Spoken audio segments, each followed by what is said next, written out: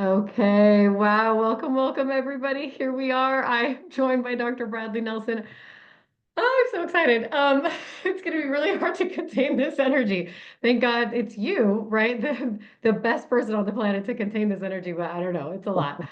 So as we give everyone a minute to join, um, I'll just, and before I introduce you, I'll just do a couple tech things. It's easier to get that out of the way now, and then we'll jump in as everyone's joining. So as you guys are joining, first of all, you'll notice something that hasn't been on all of our sessions, but you'll notice it's on a few of them. We have Spanish translation if anybody wants that. So you can go on the bottom, you can choose what language you want to listen in, and you can have Spanish interpretation at the same time if you want that. Also, if you have questions, you can put them in the chat. There's also a little box at the bottom of your screen, Q&A. You can pop your questions in there. Sarah is here helping us. Thank you, Sarah. And she'll also keep track of questions, and she'll also be responding as she can. I'm already seeing Danielle's fangirling.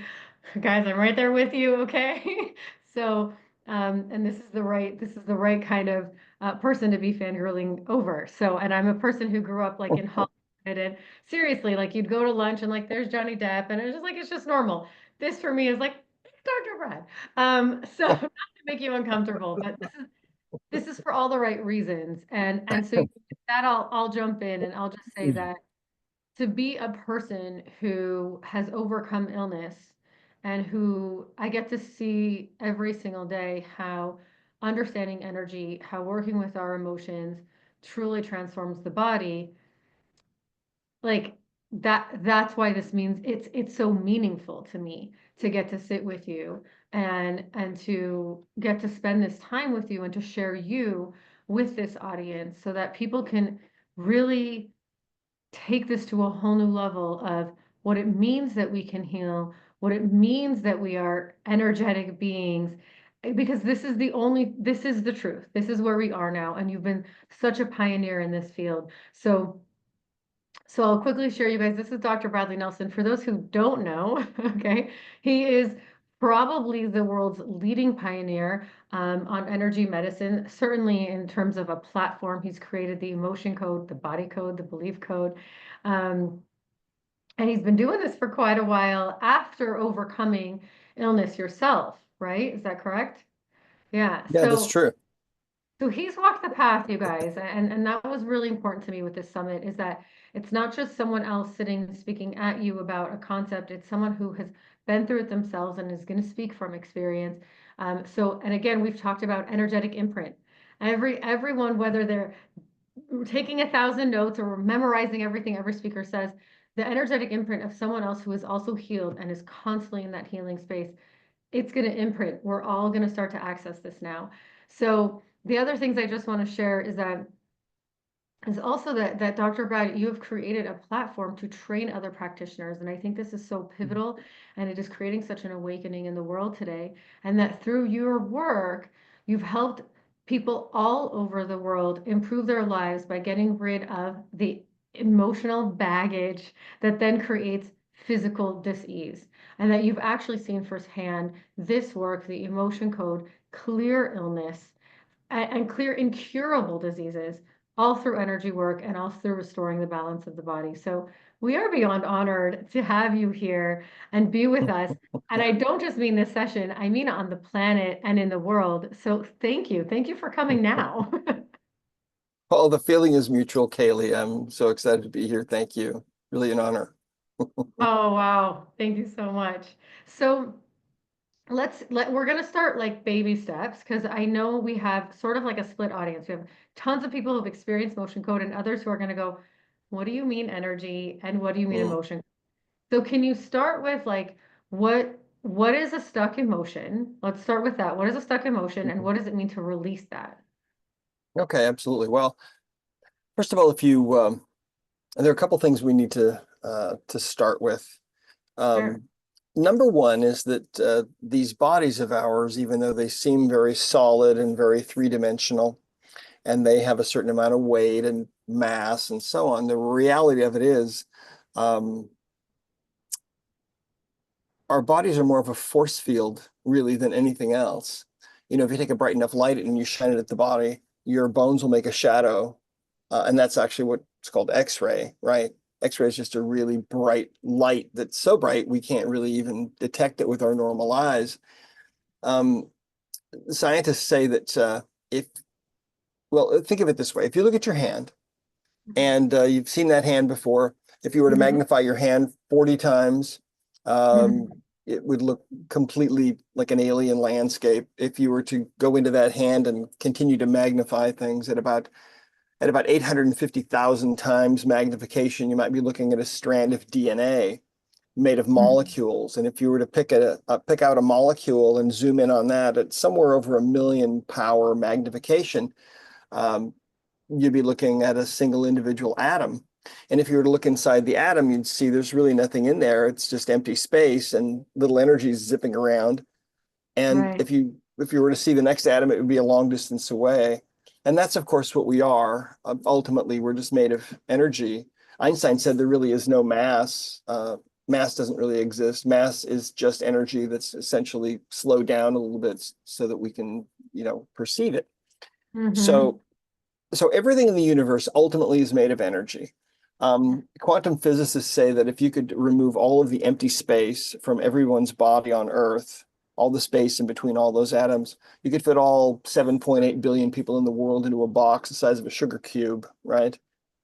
And so there's this Right. other reality. There's another reality that is the real reality that we're not really used to understanding or even thinking about because we're so stuck in this material existence, right? So everything is energy. You can't really think of anything that's not energy. We know that thoughts are energy, and thoughts actually can make things happen. And that's been measured and tested and proven. Well, emotions are also energy, and every emotion has its own specific frequency because energy always has a frequency and a certain vibration. Um, it's interesting, probably around 100 years ago, Albert Einstein said the medicine of the future will be the medicine of frequencies. And even Hmm. before that, Nikola Tesla said, if you want to understand the secrets of the universe, think in terms of energy, frequency, and vibration. Two of the smartest people that have ever lived, telling us essentially the same thing. So here's what happens. When we experience an emotion, there's a process that we go through every single time we experience an emotion, and I call it the emotional loop. And this emotional loop begins when some stimulus occurs. Someone says something, we feel something, we hear something, um, and a certain emotion begins to come up for us. That emotion is a frequency, okay, a particular form of energy that's arising in our body. And so the loop has started. And that's step one. Step two in this emotional loop is that we start to think the thoughts that go along with that emotion. We might even feel certain physical sensations with that emotion. And most of the time, in the vast majority of the time, we then acknowledge that emotion and then we move on with our life. And that emotional energy dissipates and that loop then closes. And that Hmm. emotional experience now is over and done with. And you're ready for the next emotional experience, right? Hmm. But sometimes we interrupt that loop, we interrupt that process. Sometimes an emotion is coming up and we don't want to feel that, we don't want to go there. And so we stop that process, we stuff that emotion. I was Um, very good and at that. I used to be very good at that. I just want to yeah, own that. yeah, many of us are and have been. Yeah. Another thing that we do sometimes is sometimes an emotion comes up and we make a conscious decision that not only are we going to feel that emotion, we're going to enhance that emotion. And so we end up becoming really upset or really angry or really resentful or Mm. whatever it might be. And so we kind of make a mountain out of a molehill. You've done that before, right? Yep. Yep. Yes, I So have. so have we all. And then sometimes, and that also will stop that loop from closing. Another thing that will do it is if the experience that you're having, the emotion is just so overwhelming. You know, your husband has just asked you for a divorce out of the blue, or someone close to you has died, or you're in a breakup, or whatever it might be, and that will also stop that loop. And so what happens is when in any of these three situations, when that emotional loop is not allowed to complete, what happens is the energy of the emotional experience that was trying to express is not able to express. And so it's kind of just suspended there in the Mhm. body. And it ends up being like a little ball of energy, we believe, about the size of a baseball, about the size of a softball. And these energies can inhabit the body.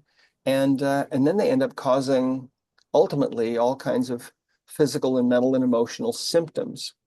So if you think about the body itself as Mhm. a very complex energy field, which is exactly what it is, we know that that's true. If you introduce an emotional energy into that field, now that emotional energy is going to create a disrupting, distorting force on the body itself, really, because the body is really just made of energy.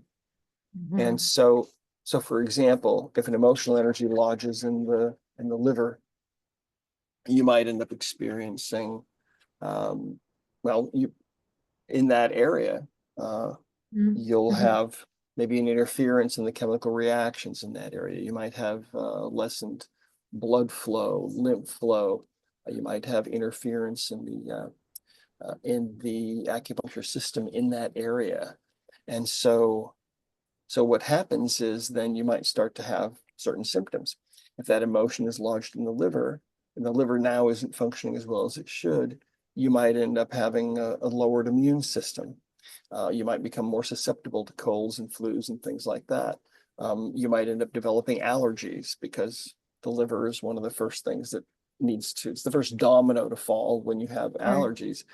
Right. If a trapped emotion is lodged in the reproductive system, you might not be able to conceive.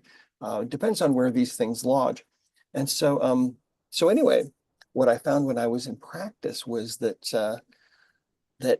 all of my patients, no matter how young or old they were, no matter what they were suffering from, what they all had in common was emotional baggage, these emotional energies that had become Mhm. trapped in their bodies. And I found that by identifying those and releasing those, things would improve sometimes instantaneously. Wow. And people could get better when often they weren't able to get better before. Right. And it was, yeah, it was such a powerful thing in my practice. It was like I had this secret weapon to be able to help people. Yeah, well, I can imagine, right? As a patient, it's like you're going here, there, and then all of a sudden one person's all Yeah. of a sudden clearing some emotions. But when you're referring to your practice, this is before you created emotion code, right? You're talking about being Mhm. a chiropractor, and then Mhm. you're doing this other modality and realizing, wait a second, you're all coming in with a lot of emotional baggage. This is when this is that stage. Right. Exactly. And so it was a process that took, 18 or so years of putting pieces together and Mm. gradually learning bit by bit, from patients. And it was just me. I had a solo practice, and it was really kind of a perfect laboratory for me because Right. I had new people coming in constantly with new problems and trying to figure out what was going on with them. But, the other interesting aspect of this that's really critical to understand Hmm. has to do with how the subconscious mind is really a computer. I was a computer programmer starting back in about 1980. I took my first class, my first and only class in computer programming. And so Wow. back in the very early days of the personal computer revolution, right? And Wow. I had a business back in the early 80s called the Computer Tutor, where I would go into people's businesses and they'd have a new computer, but they wouldn't know what to do with it because there was no software they could just buy off the shelf. So I would write the software for them, right? Oh my gosh. Yeah, and it was really fun. And I had a lot of time, a lot of enjoyment doing that and learned a lot. But then when I went to chiropractic school, and I remember very well sitting one day in class, and one of my instructors was talking about my neurology instructor, in fact, was talking about the brain and how he was kind of riffing about how the brain is a computer. And I was sitting there, and I remember thinking, "Wow, the brain is a computer." And I thought, I wonder if we'll ever have the technology to be able to access the back door, we'll ever be able to access the computer brain as a computer and ask questions and get answers, because it would be able to answer questions. It would know everything that's going on. And I Mhm. thought that would be amazing. And I remember thinking, well, maybe in 200 years or so, we'll have that technology.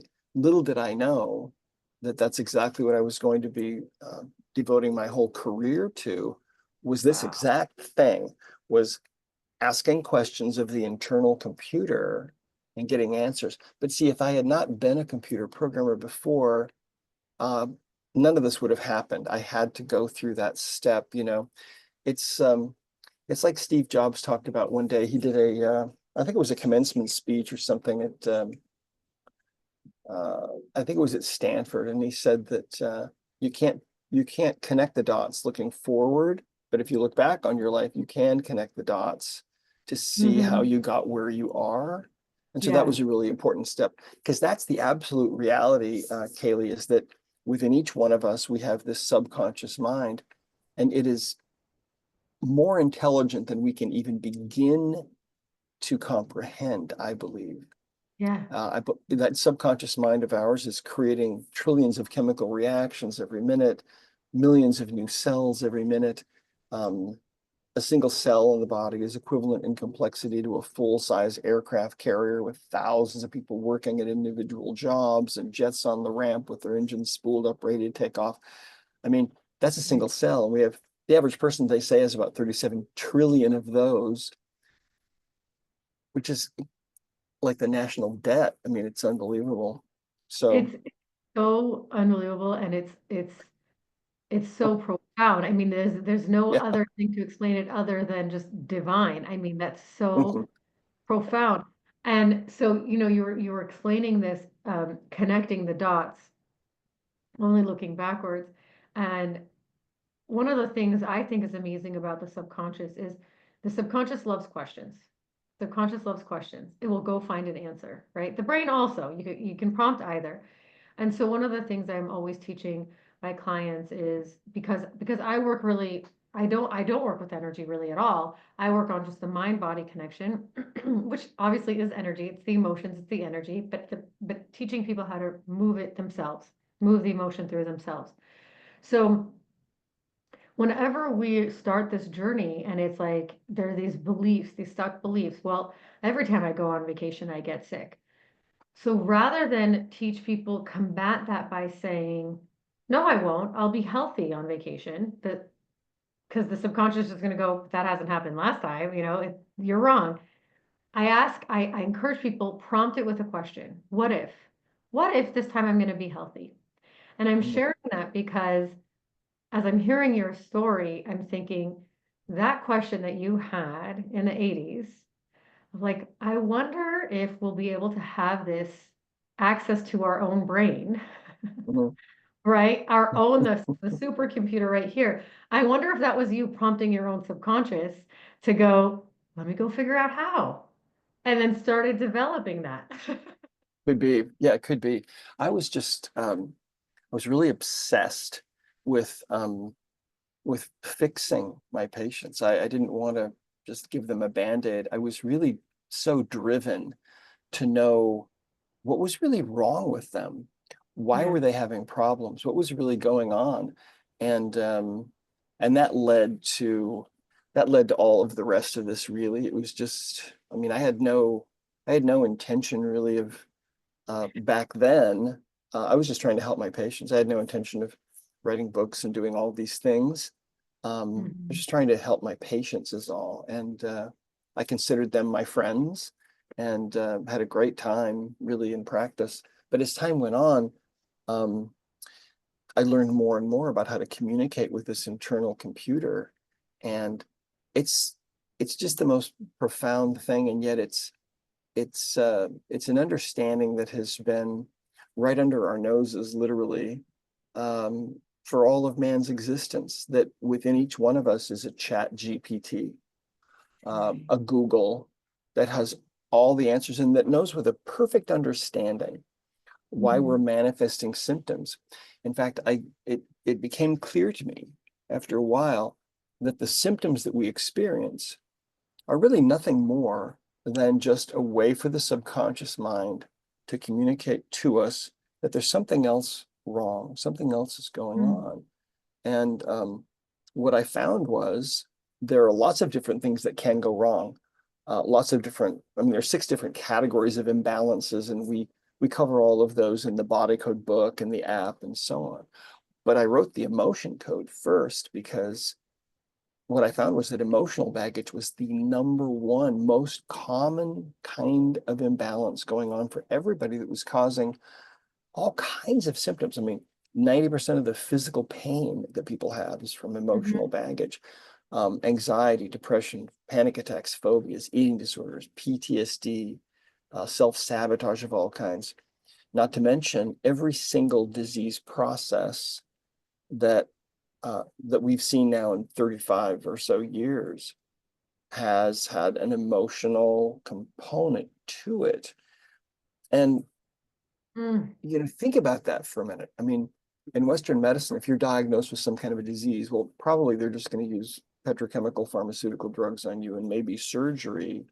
And Mhm. maybe you need those things. Sometimes people do. But the reality of it is, you can do everything else right, but if you Mhm. miss, you might be taking all the right supplements and exercising and getting lots of great sleep and oxygen and air and you know, positive mental attitude. But if there's emotional baggage there from your divorce or being bullied as a kid or your parents' breakup or whatever it might be, that literally may be the thing that is the biggest piece of the puzzle. Mhm. Sometimes that emotional piece is the only cause, in my experience. Sometimes it's the one cause of disease. It can happen. 100%, 100%. I see that all the time. Um, and I get asked this all the time. I'm curious what your response to it would be. How, someone's dealing with a diagnosis or dealing with symptoms, how to know if it's emotional or if it's physical.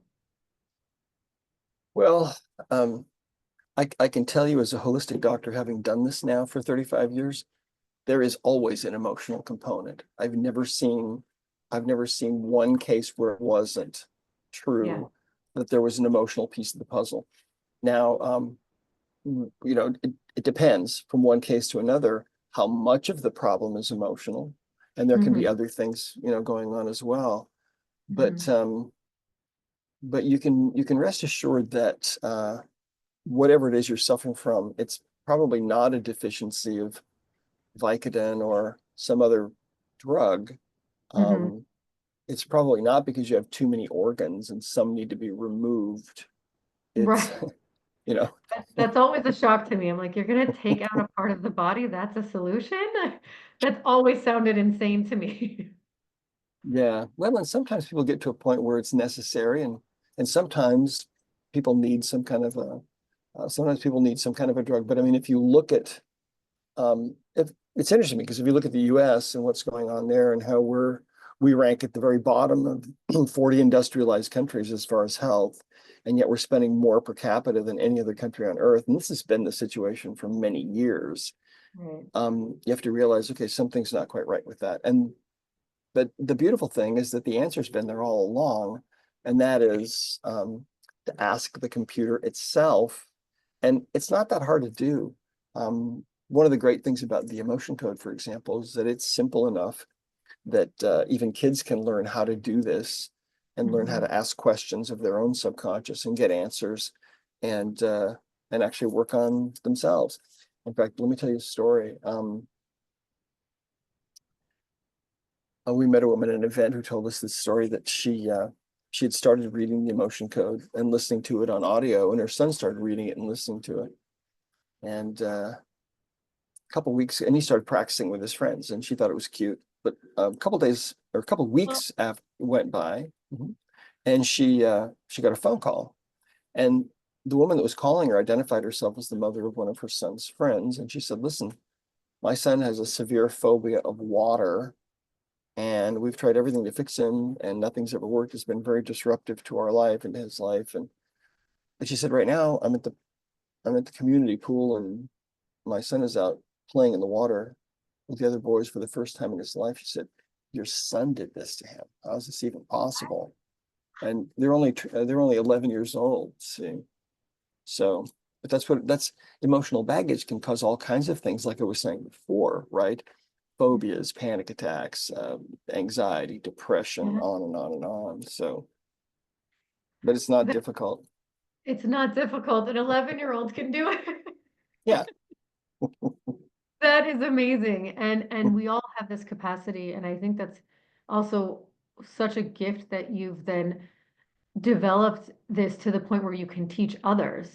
And it's so quick and it's so easy. Just I just want everyone to know, like, just go grab the book, The Emotion Code. Super easy. He's gonna guide you through everything. Um, and there's something that really resonated deeply for me as I was going through the book again, because I went through it years ago, and then it's like, okay, well, I don't know if it's gonna be so fresh before we talk. Um, and it's is that there's a premise that first I have to believe that I can do this. I have to believe that I can heal. And then there's the gratitude to God that it's already happened. That just That's a resonated key piece. so deeply for me that like Yeah. and you know what I realized is that even if our medical professionals, even if our doctors just went in with that, I think our world would look so different.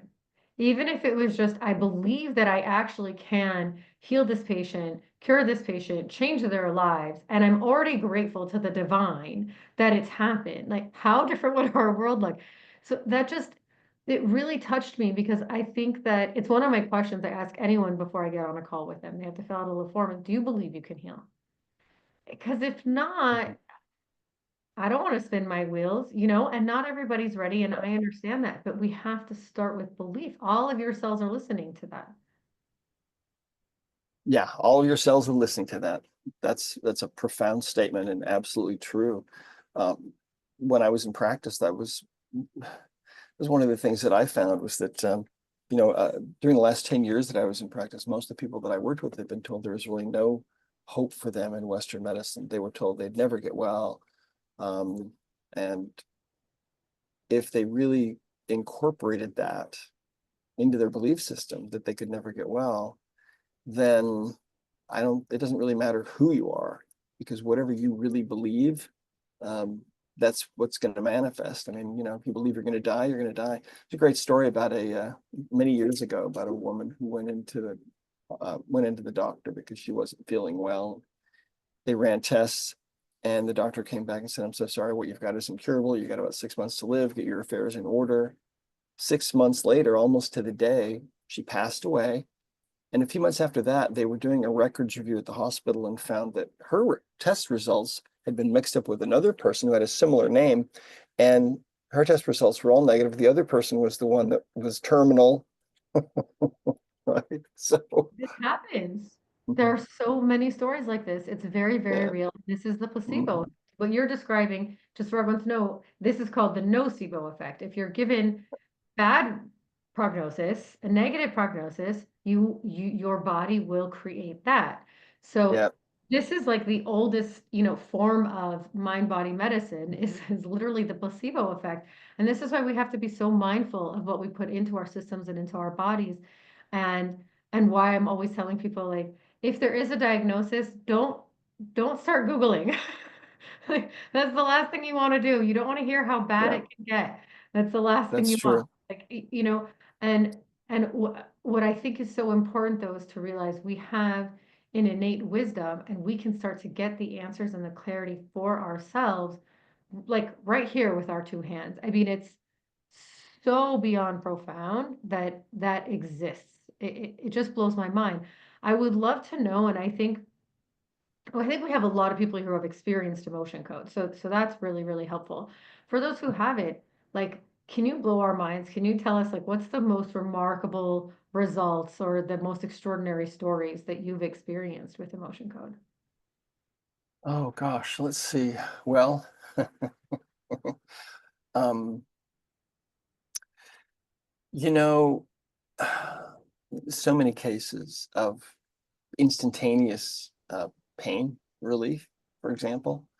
Um, I'll, let me share one with you that was profound because it taught me something really profound, and it was that there's a man that came into me many years ago in my office, and he had really severe low back pain.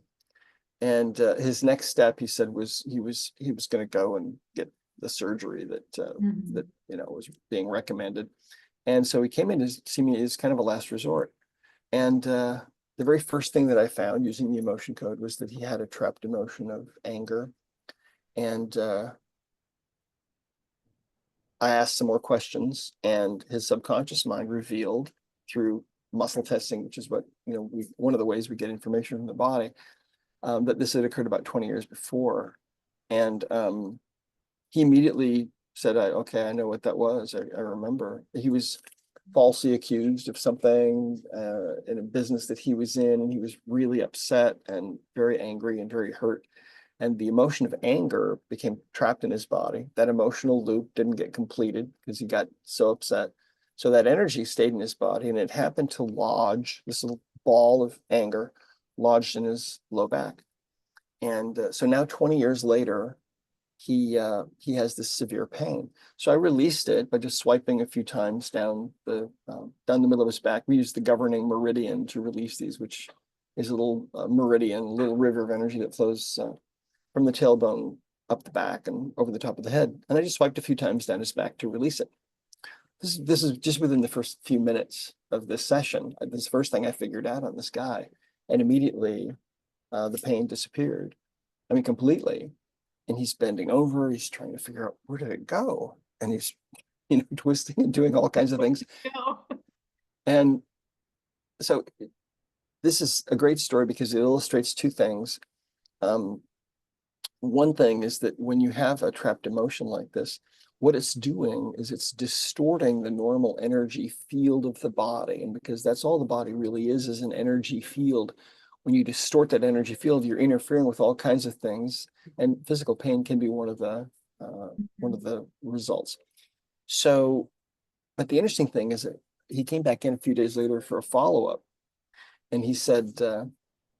Nelson, my back pain is still gone. He said, I still can't believe it. It's kind of a miracle. But he said, I came in here with another problem I didn't tell you about. He said, for as long as I can remember, I've basically been a rageaholic. And he said, I've been to anger management, several times. He said, I'm always yelling at my wife and my kids, and I'm just really a live wire. And he said, since you released that emotion of anger for me, I just feel really relaxed and peaceful, and things that used to set me off don't set me off anymore. And how did you do Wow. that? How does that work? And I said, well, I don't know. But at the time, but if you think about it, this guy had literally a ball of anger. Just so weird to Wow. think about. But energy is energy. And he had this ball of energy from that event 20 years before. So when Right. a situation would come along in his life where he might tend to feel the emotion of anger, he would feel it. He'd slide right into that resonance right away. You know, Hmm. I used to have, I used to see cancer patients sometimes. And I remember a lady that came into me once who had she had a tumor in her lung the size of a softball. Mm. And she was doing chemo and radiation for that. And when people would come in with cancer, I would never interfere with what they were already doing. If they were doing Mhm. something else, I would come at it from another angle and Mhm. just try to release whatever was going on. And I'll always remember this. This lady was from the Philippines. And when I started asking her subconscious mind if there was any emotional baggage contributing to this cancer, um, what came up was all this emotional stuff from when she was first married and first had kids. She was in the Philippines. She was married to a guy who was in the Navy, the US Navy, and he was gone for like months and years at a time. And Wow. all these emotions were about feeling abandoned and feeling unsupported. And it was so funny because when I would find things like this, she would say, oh, I never felt that way back then. I mean, she's got like three kids that are under the age of 4. Oh my And God. she would say, no, I never felt that way. I was always fine with it. I never felt unsupported or anything. And I'm just thinking, okay, sure. And Anyway, cleared all that baggage, and her subconscious mind said all the emotional energy was gone. And and then within a couple of weeks, she had a scan and it was just gone, completely gone. Now, did the chemo fix it? Did Wow. did whatever else she was doing fix it? I don't know, but that's kind of how it went. Um, Here's another interesting one for you, about cancer. A lady came in to see me one day, and it was the very first thing that showed up on her was that she had a trapped emotion, and it was sadness, I think, about and it turned out that as I was trying to figure out what this was from, it went back 10, 20, 30, 40 years. It went back to November 1963. And we get this information through muscle testing, right? So we ask Mhm. the computer questions. And Mhm. so I thought, okay, maybe this is about JFK's assassination. And it came back that it was. And as soon as I found that, she burst into tears. Oh my gosh. And she says, yeah, that affected me so much. And then when JFK Jr. died in the plane crash, she said it was like it all came back all over again. All I could do for days was cry. I couldn't work, couldn't do anything. And I thought, gee, I wonder where that energy's been all these years, right? And so I started asking questions, and these energies are always in the body somewhere. And it wasn't on the right side, it was on the left side of her body. And it turned out it was in the area of the left breast. And all of a sudden I remembered, and she realized, you know, she had told me when she came in that she'd had that breast removed 4 years before because of a Oh, malignancy, right? So wow. every single disease, but especially every cancer, always has an emotional component, always. And I think in that case, it was that, when you have an emotional experience, um, if you're a woman, especially, and it's about a relationship and you develop emotional baggage about that, it will often go to the breast and then it irritates that tissue, and then years and decades go by, and then all of a sudden you get a diagnosis. There can be other factors as well, but Mhm. that's a factor that in my experience over 35 years is always there. There's always an Mhm. emotional component Yeah, to 100%. that.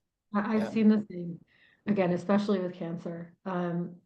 So if we, this is profound, and thank you for everything that you're sharing. If we take this into our lives, right? So short of go get yourselves an emotion code practitioner, I highly recommend. I'm constantly referring people to emotion code, constantly, right? Um, I'm curious, like what can we do in a moment to moment reality? An emotion comes up, a reaction comes up, whether it's about actually the person who just cut us off on the highway, or we're resonating, like you said, that ball of anger was already there. So now I've just slid right back into that. And it's actually about something that happened 10 years ago. What can we do for ourselves in real time so that those emotions aren't staying stuck and we're not adding to that ball of energy? Well, I think that it's important to be aware of the emotional loop, and that you don't want to bury emotions. You want to allow them to express. If an emotion is coming up for you, be more of an observer, allow yourself to feel that, and then allow that to dissipate and go away rather than just burying it, right? And putting a lid on it. Um, that's one thing. Another thing is to realize that, in any given situation, we have the ability to choose whatever emotion we're going to experience. And Mhm. so, my wife and I have raised seven. We have eight together, and raised Wow. seven. And we Wow. used to choose curiosity a lot because when you know those of you that are listening, if you've had kids and teenagers, you know what I'm talking about. When you know we would say to each other, well, how long do you think that this child of ours is going to continue to do stupid things like this? Well, I don't know, honey, I'm curious. What do you think? Rather than getting upset, it's like, oh, we'll go to curiosity. That's a good one. You can always choose a different emotion, right? And compassion is a really good one to choose, and unconditional love. And one of the beautiful things, acceptance flows from unconditional love, right?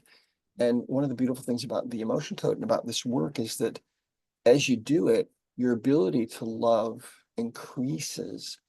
And if you use it and you use it on other people as well as yourself, you begin to have more compassion because you Mhm. realize that people are being driven by their emotional baggage in this world. And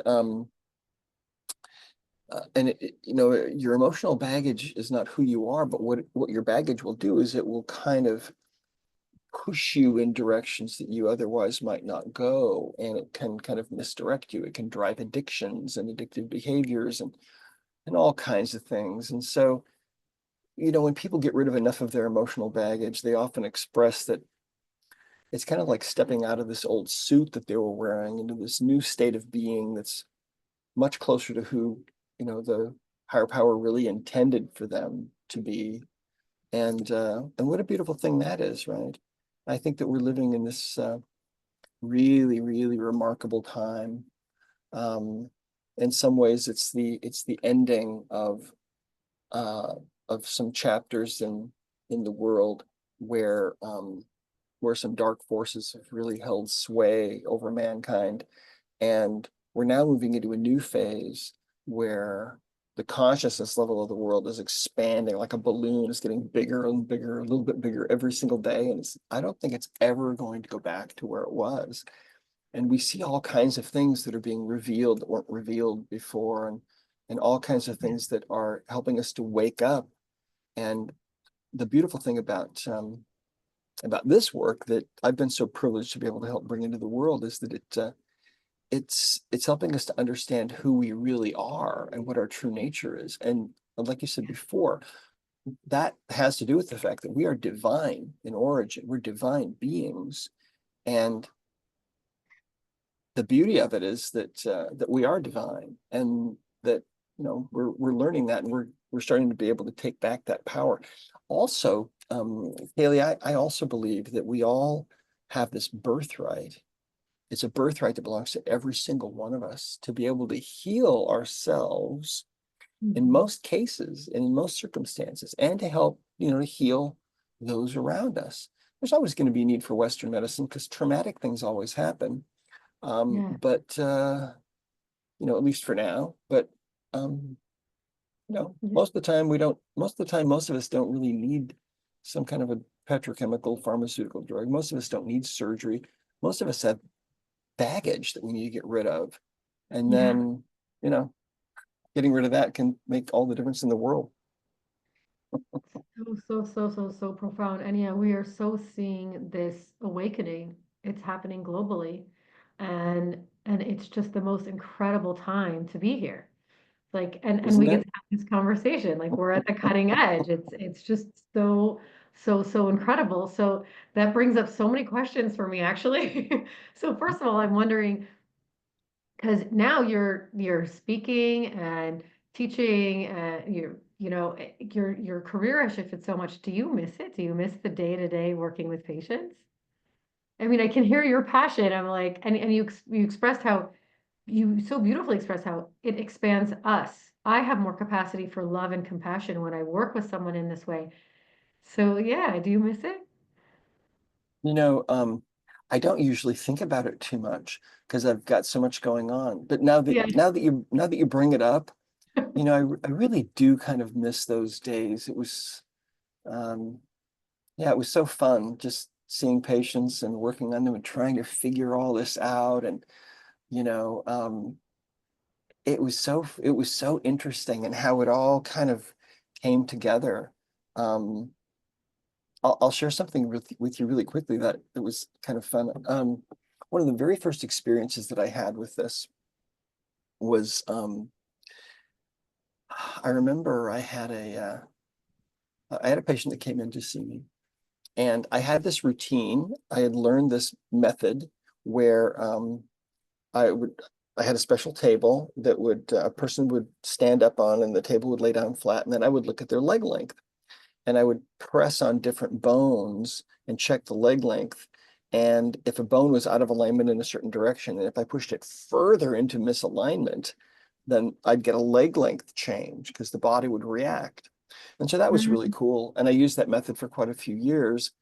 And the goal was to get a person to a point where no matter what bone I pushed on, the leg length would stay the same. In other words, meaning that everything was aligned, right? So one day this guy comes in and I get him all lined up. His session is over and his leg lengths are perfectly balanced. And for some reason, I started thinking about his left kidney. And I checked his leg length again, and all of a sudden he was like 3/4 of an inch different. And I thought, wait a minute, what? And I thought about his right, and I didn't say anything to the guy, just thinking, thought about his right kidney and his leg length balance. And I thought, no way. I thought about his left kidney, boom, big change. And right kidney, perfect balance. And that was the beginning, see, of me realizing, I realized that day that somehow the subconscious mind of the patient, he had something going on with his kidney.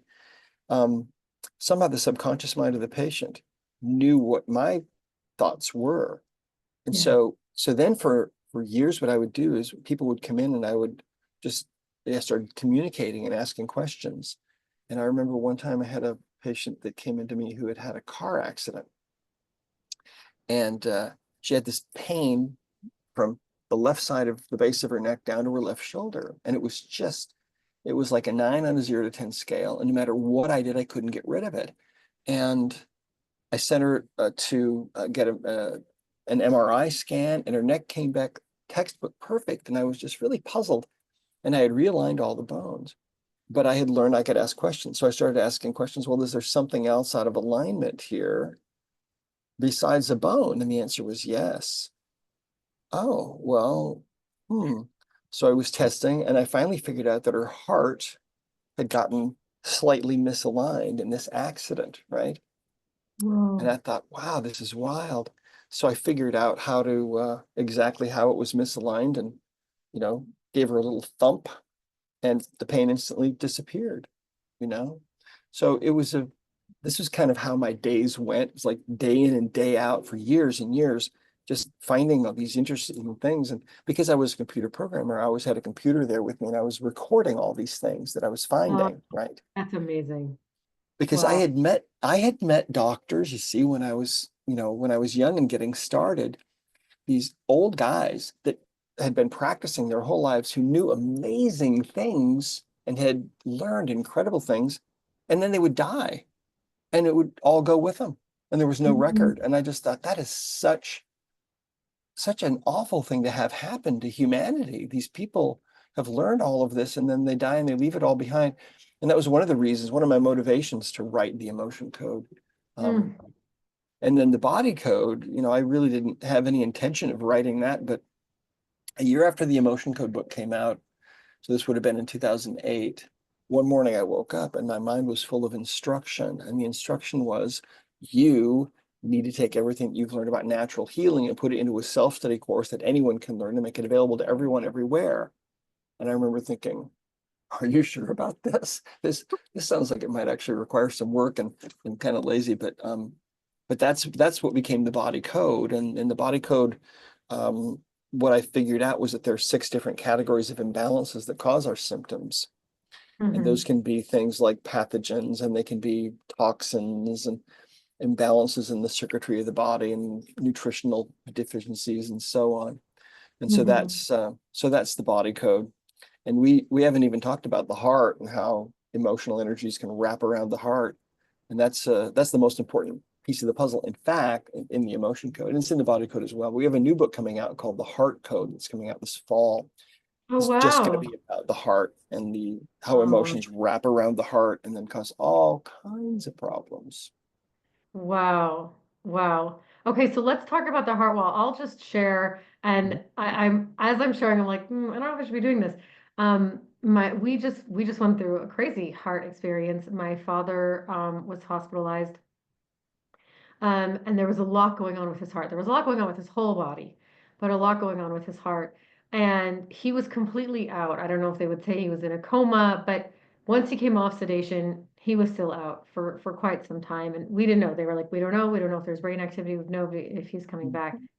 And and I think, what I when he came out, when he did come back, thank God, um, he was so clear and he was such a different person.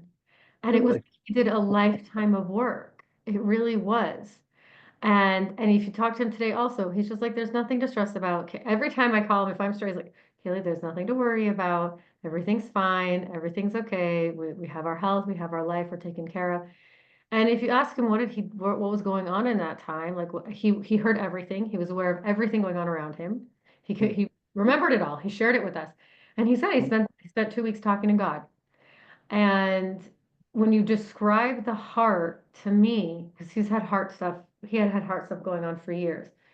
So the way you describe the heart to me is it just feels like that. It feels like all that emotion from a lifetime, trauma, I mean, unnameable things, right? Just Yeah. were stuck there. And it was almost like he it was like an intensive, a 2 week intensive, him and the divine, and they cleared all of that. But I really believe this is very, very real. It's very real. That's so cool. Well, it's really interesting about what we call the heart wall and how it came about. Just, I'll tell you really quickly. The whole story is in the book, but in both books, Emotion Code, Body Code, and of course in the new book, Heart Code, that comes out later. But my wife had a dream, and as I was trying to help her decipher this dream, I suddenly had a vision, a waking vision. I had never had anything like that happen before, never had anything like that happen since. But Mhm. suddenly the room that I was in just is gone, and I'm seeing this unbelievably beautiful hardwood floor. And I have this understanding that comes into my mind that my wife's heart is underneath this floor. Mm. And she had awakened me early in the morning, and so she's sitting right next to me, and I told her what I was seeing and understanding, and this vision lasted for several minutes, right? Wow. You read about visions and things like in the ancient scriptures and things. This actually happened to me, and I told her what I was seeing and understanding, and I didn't have any idea what it meant, neither did she. So we prayed and asked God to help us figure this out. And then we started muscle testing her because I thought, okay, this is coming out of her subconscious mind. And so what we found together was that um, she had developed a wall around her heart, and the hardwood floor was the symbolic wall. Her heart was underneath the floor, and she had started building this wall around age 2 because she was born into a really dysfunctional family. Her dad was kind of a rageaholic. He didn't drink, but I mean, he was like a dry drunk kind of, and nobody ever knew when he was going to blow up or at who. And so, starting at age 2, she started to put up a wall around her heart. Her subconscious did this to try to protect her heart, to keep from being totally broken. And as years went on, she developed more emotional layers around this heart. And the result of having this wall around her heart, and we found it was made of trapped emotions, emotional energies. The price that she paid was that it was difficult for her to feel love. Um, it was difficult for her to feel connected to other people. She battled with depression and anxiety. And it took us a couple of weeks to release all these. We asked her subconscious mind if we could, release these emotions. We got a yes. It took us a couple of weeks. And finally, when the last one was released, she suddenly, for the first time in her life, felt connected to this group of women that she had known for quite a while, but she'd always had felt like she was the odd person out, like she was kind of expendable, not really a part of the group at all. But she persisted. But all of a sudden, it was like, oh, hey, I actually belong here. It was wild. Mm. And so, and there are so many stories. Um, and the this discovery, and I didn't discover this, it was shown to me. I never in my wildest dreams would have imagined that something like this goes on. But 93% of the people in the world have put up a wall, right? Yeah. And so everyone's walking through life, or most Mhm. people, in kind of a handicapped sort of way with this wall around their heart, making it hard for them to feel. And so we're all living from this brain. We have two Yeah. brains. Scientists know now, the heart is a brain and it communicates Mhm. to this brain. In fact, most of the communications are not from this brain to the heart brain. They're from the heart brain to this brain. And Right. so the brain in our heads is obeying the messages sent by the brain in our hearts. But there are Mhm. so many stories. And so that's why we wrote another book, right? The Heart Code, to try to bring this Yeah. to into consciousness more, because the information's all in the emotion code. But anyway, there's So so many stories. Yeah, just amazing stuff. it's People falling amazing. in love who never thought they would. People Ah, who had creative ideas that just start to flow spontaneously. And let me tell you something else. Um, the heart really truly is the seat of the soul, the source of love and creativity and romance, everything the ancients believed it to be. And if you're struggling with your health or with love or trying to create your life, whatever it is, that's the first place you need to look is your heart, because it's the core of your being. You know, that word heart is mentioned right around 1,000 times in the Bible. And it's mentioned all the ancient societies all believed in, heartbreak and heartache and so on, going back thousands of years. I mean, time out of mind. But now we're realizing, oh, gee, they were exactly right. And in the West, we've only looked at the heart as a pump. Oh, it's just a muscle. It just pumps blood. That's all it does. No, it does way more. It really, truly is everything the ancients believed it to be.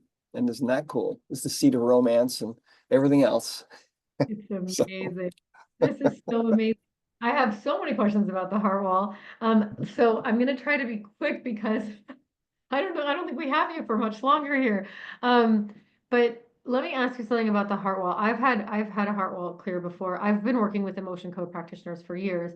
Um, and it's just been life altering. And even though I don't use it as a practitioner, I use it with my family all the time. I use it with my son, my 18-month-old. If it's like, why why are we still crying? And then I'll be like, wait, why don't I just ask? Like, why am I so frustrated and annoyed that it's been like 45 minutes? Like, wait, why don't I just ask him? It's mind blowing yeah, how quickly I just clear and then I see him yawn and we're good to go. Everybody's fine and calm. right. Oh, why did I think of this 40 minutes ago? Um, right. So it's amazing to get to see that. Um, but we're living day-to-day life. Things come up. After someone's cleared a heart wall, can they have another heart wall? Yeah, it's possible. If you are, there are a couple of circumstances where that can happen. If, for example, you get rid of your heart wall, but maybe you're in a difficult relationship and you're being, maybe you're feeling hurt or something, or maybe you're feeling unsafe. The subconscious mind, remember, uh, believes that its job is to try to protect you and to try to protect that heart of yours from being broken. And so if you're in a rough situation, the subconscious could put up a new wall. Sometimes what can happen is there may be something else going on in the subconscious mind uh, that can make you tend to want to put up that wall. And those can be imbalances in the body code, for example, some kind of a trauma that maybe happened to you years ago. But those can be found and released as well. Sometimes you might have a belief system too. And our third level of certification, emotion codes number 1, and this is our training that we do. We certify people, and there's no prerequisites or anything. Anybody can do this. Level 2 is body code. Level 3 is belief code. And in the belief code, you use the emotion code and the body code. And also, um, we have tables of thousands of beliefs. What happens is in the deep subconscious, we tend to create beliefs. The subconscious mind never makes any judgments about anything. It only draws conclusions. And so if certain things happen to you in your life, the subconscious mind might put things together and decide, oh, I'm actually a bad person. And so then, boop, that gets to be part of your operating system. Or, oh, I guess I'll never amount to anything. Okay, my dad told me that for years. Fine. Boop, that becomes part of it. And then that actually interferes, and it becomes the glasses through Mhm. which you filter the world and you see yourself and others around you and the world at large. And um, so now we have a way to identify very rapidly. I mean, it's an absolute, unbelievable, stunning system that enables a practitioner to find somebody's deep subconscious beliefs and just get rid of them. we can identify a whole entire belief system, which is multiple beliefs that are linked together like a tree with a root and branches and everything. Right. And clear the whole thing out and usually in like 20 minutes. So it's really wild. This is so wild. So if Mm. I'm understanding you correctly, the, the going to the belief level, it's almost like maybe the emotion happens. You've cleared the emotion. In a sense, just to use the analogy, it's almost like the emotion might be the symptom, but deep down there's a belief that that's what keeps triggering that same reaction. So if we can deal with that, you might not have that same emotional response next time. Yeah, exactly. I mean, the emotion code is the first place to go, and 80% of the time, that's enough for most people. Hmm. But but then, some people need more. I think we all have these negative belief systems, Yeah. and getting rid of them is can just be incredibly freeing. It is a little bit it's our third level of certification. Um, you do need to know how the emotion code works and be good at it and be good at the body code as well, because it all kind of ties together. But Hmm. but it's a great system. I think we have about 1,500 people now certified. We've got 15,000, I think, certified now in the emotion code around the world, about 80 or 90 countries. Ah, Um, and one of the beautiful things about this is that you don't have to work with someone live and in person that's in your hometown. You might find that a person that you really like, maybe they're in London or in Singapore or something like yeah. that. Um, and so yes, I mean, you were mentioning my practice, and I really do miss those days. I loved being in practice. I love, my patients, and it was so fun. But we have this different um, I mean, it was basically shown to me, and I was essentially in not in so many words, but it was basically told to me a number of years ago, okay, you got to stop this, and you need to your job is not to do that anymore day by day and just work on individuals. No, you have to teach people how to do this, and this needs to go to the whole entire world because the world is Yes. in this transformational process, right? We're trying to turn over, the leaf and come Yes. into a whole new existence where the world is going to be dominated by unconditional love. And I mean, imagine living in a world where everyone is living from their heart instead of from their head. See, Yeah. the brain in our heads doesn't really feel anything. Here's where we feel things. And Hmm. so imagine, I mean, the world that is coming is going to be so glorious and so amazing. And it's all been prophesied and written. It's all in the scriptures. I mean, just open them up and, you know, it's all foretold. But that's where we are. We're right on the verge of that. So it's very exciting. And this is Totally. part of that, see, to prepare people and to elevate the vibrational level, if you will, Yes. of mankind so that we Mhm. can actually do it and be ready Yes. for it, when it comes. And we're going to bring it about, I think. So, We're doing it right now by being here and having this conversation. And this is exactly. just it's so profound. And I'm like, this whole summit, I'm just pinching myself. I'm like, really? I get to do this? I get to just talk about health and healing and vibration and energy all week. Uh, This is amazing. And I feel like we get to be at the precipice. And I tell all my students, all my clients, you're healing. And I agree with what you said before. Health is our birthright. Being a self-healer is our birthright. And I keep telling them, you're doing this for you because you're going to have to teach others. Like everyone's going to wake up one day and realize this is real. Now how? And they're going to need us all to guide them. And so this takes me to the next question that I think is going to address about three of them here, and then we'll wrap up. Because I didn't mention before, but you guys, Dr. Brad is here while he's at Fiji. He's in Fiji right now. So he's in Fiji right now. He could be out enjoying the amazing, amazing, gorgeous views, amazing nature, but he's here with all of us. What a blessing. Um, so on the one hand, I totally agree with you. This is our birthright. We all have the capacity within ourselves. I know it, I see it. And on the other hand, someone else becoming a practitioner, there's a responsibility there.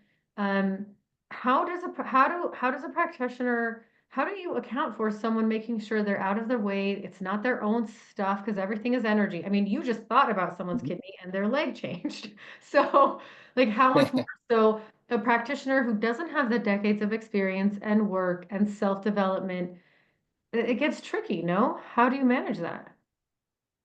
Well, the beauty of it is that as time went on, um, it the whole thing became simpler and not more complicated. And the reason why is because my ego's not in this. I know that this isn't me. This is the higher power that's just has chosen me as an instrument, but it's not about me. I just work here, is what I tell everybody. And so because of that, see, rather than getting more complicated, because that's what always happens when the ego gets involved, uh, it actually became simpler. And it's so simple now that kids can do it. Anybody can do it. And so in the certification program, that's basically what we do is we kind of just walk people through it. Um, and our main website is at discoverhealing.com. And so people can find a practitioner there if they want from Mhm. wherever in the world. And they can find out more about certification and so on. But but really honestly, we attract people who are on this I don't know. We just attract really amazing people. I mean, I think all the people that have become practitioners, all 15,000 of them are, I think they're just really amazing people. We do events all over the world, and these Wow. events are just, they're so high vibration. They're just Right. amazing. So, but I can't even also imagine. it's, Wow. To yeah, be in it's the room. it's yeah, it's really cool. Well, let me tell you something else. Getting a whole bunch of people in a room that have all had their heart wall removed, it's like a celestial event. It's like the vibrational level, the love is so high. It's really fun. Oh my gosh. Wow, I have the chills. I have the chills. It's a little taste of what where the whole world is going and what we're all Yeah, going to be living in long term. This is yeah, amazing. This is so beautiful. Um, Dr. Brown, I want to talk to you forever. Honestly, this to me is what real life is about. This to me is I in a second I this is the only real conversation there is, other than like, yes, I want to hang out with my child and my husband, but forget who needs to deal with taxes or anything else. Let's just talk about this all day. Um, yeah. that's where I want to be. Um, this is Me this too. This is so beautiful, and has been such a gift. And I want to just share with everyone that Dr. Brad is going to be blessing all of you. There's a discount right now on his courses, right? $75 off. Is that correct? On the certifications. If you go to his website, there's $75 off his certifications. And you're also gifting someone here today with a book. So let me tell you who that is. Yeah, I set this there's like a little spinner. I wasn't able to share it on the screen. But before we all started, like when we all started, so let me just pull up here and find that name 1 second. Um, Hold on, here we go. Okay, yeah, I was looking at the wrong screen. I was looking at the wrong screen. Okay, awesome. Okay, so this goes to Joshua Gross. Amazing. Shuki, this Joshua, he's been helping us with the summit. So that's incredible that it pulled up your name. That's so incredible. So you're gonna get a signed book when Dr. Brad is back from Fiji. So be patient. yeah, yeah. I don't have any books with me. Be patient with that. Um, and we're just, I am just like beyond, beyond, beyond grateful. I, yeah, I'm stuck. I don't have words. I'm not stuck. I'm unstuck, and um, I'm honored. I'm grateful on behalf of every patient worldwide. And I know that that's not the only thing you focus on is chronic illness, but to know that people don't have to struggle to find you, that you got this divine awareness that others need to be able to do this also. And that means that when we hang up today, I'm going to get a dozen emails at least going, how do I find an emotion code practitioner? They can go to discoverhealing.com. We have Right. people that we recommend all the time. Almost all of my clients work with an emotion code practitioner. It's absolutely essential, and it's life-changing. And this is a technology that exists within each of us. And you're teaching us how to like access our own software. Imagine, like, you have the most Right. incredible software on the planet, but you didn't know how to use it. That's what you were doing. You were going to teach people how to use computers, and now you're teaching Yeah. us how to use our own computer. Yeah. It's just, Exactly. That's exactly what it is, really. Isn't that amazing? it really is that. It's like, hey, who knew? Like that's all you're just being a computer programmer, but for the human psyche. So. just Yeah, the it's wild. absolute greatest gift. And I am like, again, I can't believe that when I started my own journey, like this is where I was going to be sitting. I really never anticipated this. But you know, I just do what I'm told. Like I said, I just take Me orders too. I'm told. So thank you. And I want to give a really special thanks to Shifra Khanna, who a lot of people here know. You guys have watched her Yeah, suffer as well. And she really made this possible. So I have immense gratitude to her as well for connecting us. Um, from my heart to me yours. too. Thank you. Yeah, she and her husband David are two of my favorite people. So Oh, grateful to wow. them for connecting us. Yeah, so much gratitude, so much gratitude. Dr. Brad, thank you for all you do. Thank you for being here. We're just so grateful, and you should be blessed with continued energy, continued focus, lots of more new ideas, just bringing it out into the world, and um, only blessing. Thank you so much. Thank you, Kaley. Thank you so much for the honor of being on the show, and stay in touch, Kay. You want to do Yes, another one, let me know. yes, yes. I'm yes. Okay. Game on. I'll see you very soon. I'll send you an email. Thank All you. right. All right, I Have a hope you great guys are day. ready. You Thank too. you. See ya. Bye-bye. Bye-bye.